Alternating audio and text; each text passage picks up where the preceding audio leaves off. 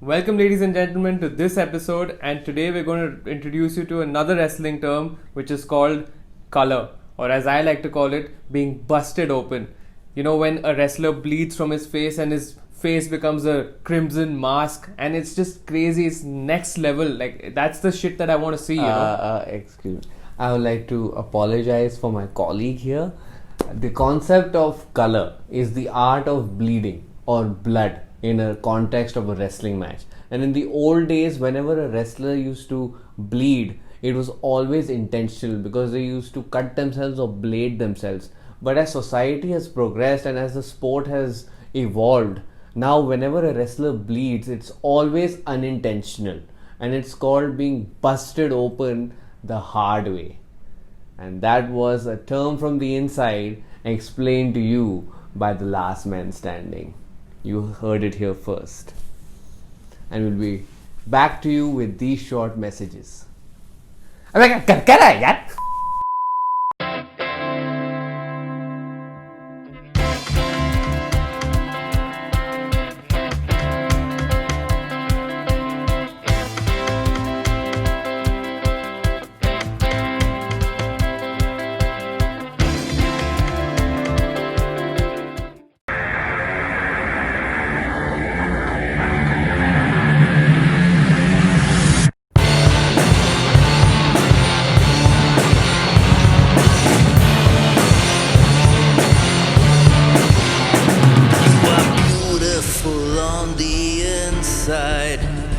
You are innocence personified, and I will drag you down and sell you out.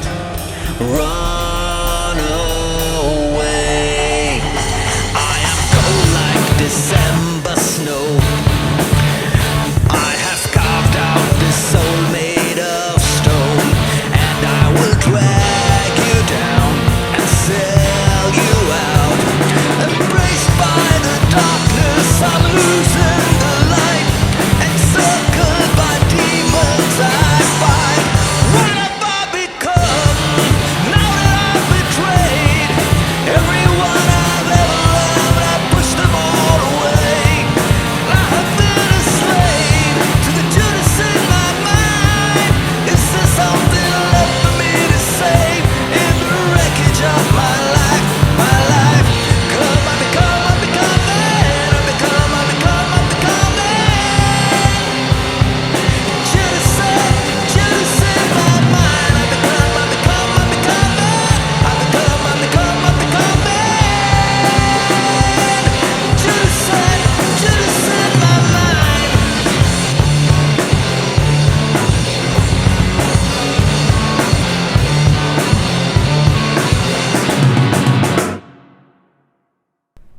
Well, that was our tribute to Chris Jericho completing 30 years in the business. I mean, it's a huge feat, and AEW Dynamite was celebrating his 30-year anniversary last week.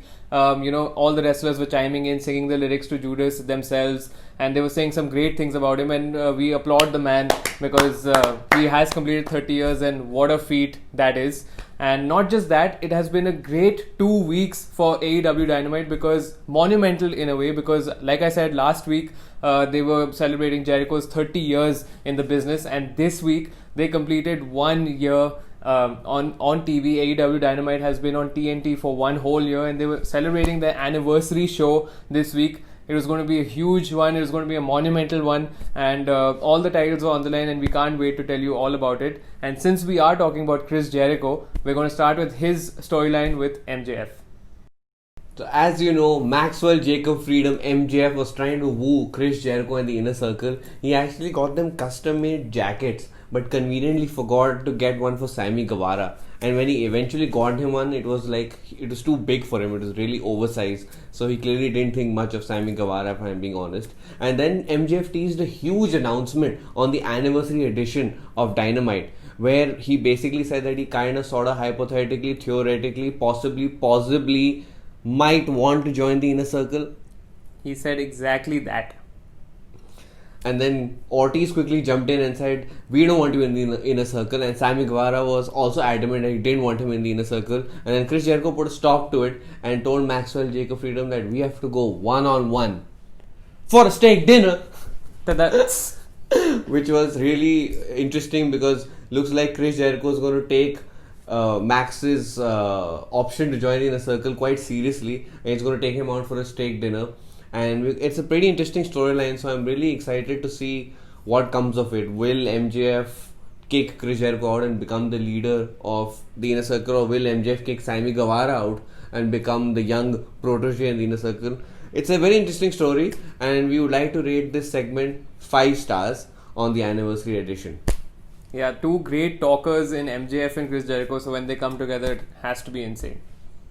We have to mention what's been going on with the Elite, because we saw a very drunk Adam Hangman Page on Being the Elite absolutely pour his heart out, because he leveled with Brandon Cutler, the man who films Being the Elite. He basically stated that he was upset with the Young Bucks because they didn't second him in his all-important match against Chris Jericho at All Out for the AEW World Heavyweight Championship, which he lost. And that is what kick-started his spiral downwards into being an alcoholic. And he warned Brandon Cutler that the Young Bucks are selfish people. They will never help someone who's as big or who's getting bigger than them. And Brandon Cutler should be warned because they will use him and throw him because he's just a prop to them. But Brandon Cutler disagreed, and Adam Hangman Page was having none of it, and he basically asked Brandon Cutler to accompany him to throw pumpkins off a back of a car, which was something that Southerners in America do, so very peculiar, but he was drunk. And then after it was done, Adam Hangman Page left his phone inside a pumpkin and walked away.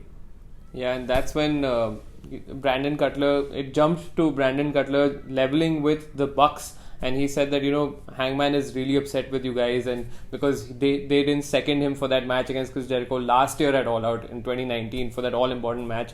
And he also said that, you guys he knows the Bucks for so long, and Hangman Page and the Bucks are so similar because they're dealing with this problem with each other in the same way, whereas like Young Bucks are like super kicking everyone, and Adam Hangman Page is also breaking things and stuff, so they're the same people and they deal with their problems in the same way, and they're closer than they actually think. And that's what what Brandon Cutler is actually trying to tell the Bucks, and they kind of realized it as well. They felt bad, the Bucks, and Matt Jackson texted Adam Hangman Page in fact and said that I love you, and maybe all it needs is one conversation and it can be all right.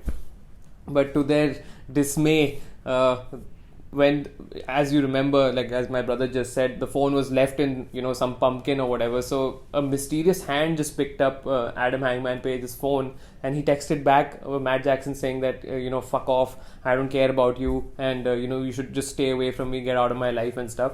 And that just enraged the Bucks, because they were like, they opened their heart out again to Adam Hangman Page, and he just like replied to them like telling them to fuck off. So they were really pissed. And also, mysteriously enough, who is that guy who's texting back? Like, it could be Kenny Omega, it could be Brandon Cutler himself, like nobody knows, or it could be Hangman Page, but we don't think it is him, or FTR also actually. It could be FTR, yeah. So it's going to be interesting to see what happens, but that's where it is at right now, and it's going to be just going to go up from here. And even more intriguing is the fact that there is now a number one contendership tournament that's taking place for the AEW World Heavyweight Championship, and the participants include Wardlow, Jungle Boy, Lucha Brothers, Kenny Omega, Colt Cabana, and most importantly Adam Hangman Page is in the tournament. So we are thinking that it's set up Kenny Omega versus Adam Hangman Page in the finals at Full Gear to determine the number one contender for the World Heavyweight Championship. And I can now only hope that the cleaner comes back. Please just come back. So like I said, all the titles were on the line on this 1 year anniversary show, and to kick things off, the tag team titles were being defended by FTR against the Best Friends. So FTR have been doing this 20 minutes Brush with Greatness challenge, where they face these teams, and the rules actually are that the title match should be of 60 minutes, but they've cut it down to 20 minutes, and they face the likes of Private Party and SCU, and beaten them with a little help of Tully Blanchard. but they are going ahead, and they are undefeated in AEW as tag team champions, and even before that. So Best Friends were the next up in line. They've been number one contenders for a while, and they were coming in hot and fast. And this was going to be a hug fest because when these two tag teams meet, this happens. So exactly, like these guys love hugging each other clearly, but this match was anything but a hug fest because it kicked things off and it set the pace of this 1 year anniversary show. It was really intense. Both teams were going hammer and tongs. And it was going really well for the Best Friends. In fact, like they were in a very advantageous position at one point, but FTR digging deep and with a little bit of help of Tully Blanchard, they came out on top. They pinned Chuck Taylor and they retained the tag team titles. And Best Friends, again, that elusive first tag team title has eluded them once more. And they're just got to keep working hard and get back to that number one contender spot.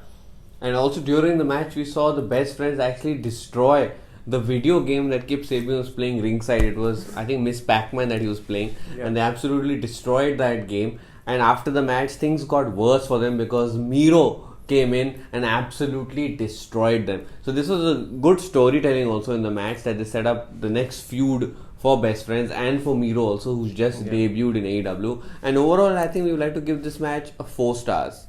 It delivered on all counts. There was good mere falls, but FTR retained and are dominating the tag team title scene. And speaking of that, the new tag team challengers, there was going to be a tournament for that, and there was like this draft lottery of sorts where 4 teams were going to be picked and going to face each other. So it was going to be it was going to be a fatal 4-way of these tag teams going up against each other. And so the teams that were picked were Alex Reynolds and John Silver, who are from Dark Order, Butcher and the Blade, Private Party, and the Young Bucks. And I mean, Young Bucks have been kicking everyone about, like super kicking everyone, and that's how they've been imploding and stuff, from the whole Hangman situation. But now finally they're in a position to finally face FTR if they win. So, and I think they might. This will be a good way of them kind of coming up to the ranks and then facing FTR. So, it's going to be an interesting segment, interesting match next week. So let's see what happens.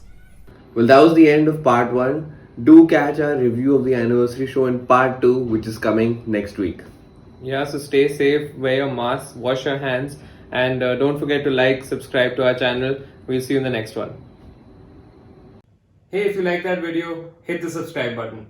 And to know everything about All Elite Wrestling, you know who to call. We're the last man standing, and we'll see you.